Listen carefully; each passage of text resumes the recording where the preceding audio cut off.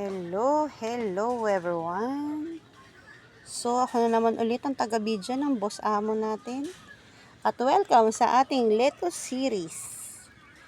Hindi ko na kung ilang pang batch na to. So ito ay tinanim ni boss nung Sunday, August 2.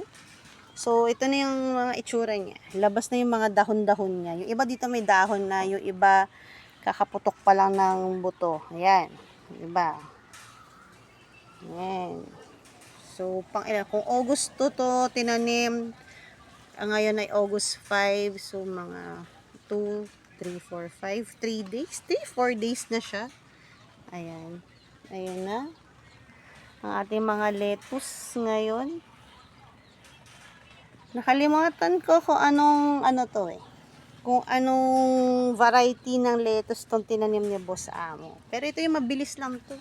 So, by next month, meron na ulit tayong bagong lettuce.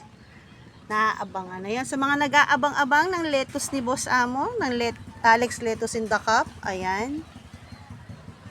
By next month, meron na ulit kayong aabangan.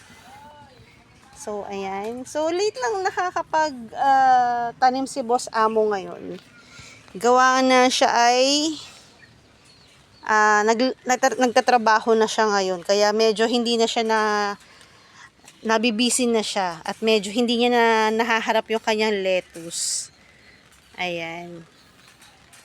Yan ang mga itsura niya. Ayun, meron pa ba dun sa kabila? Ayan, ito ang isang display area natin. So, hindi na siya pwedeng taniman kasi talagang hindi naman total wreck. Ayan, kung nakikita nyo, ayan, tumba na yung isang side. Ayan. Kumbaga, patungan na lang siya ng mga bagay-bagay. Kaya may natira pang lettuce yung nakaraang batch. Hindi ko alam kung pwede pa yun or late bloomer lang yung mga yun. So, ayan. So, ito lang available nating lettuce by next month. So, ilan to? 1, 2, 3, 4, 5. So, 5 boxes lang to. So, ito ay siguro nasa 5 times 15 na 75 lettuce lang ito lahat natin. Ayan, so unahan na lang kung sino mauuna.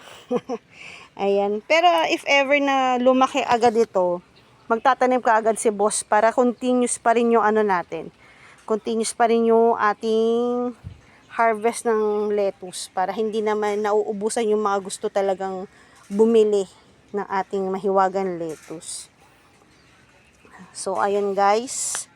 Ito muna sa ngayon ang ating video para sa ating lettuce ng Alex Lettuce in the Cup. So, stay tuned kung ano ang mangyayari sa kanila. Stay updated. Bye!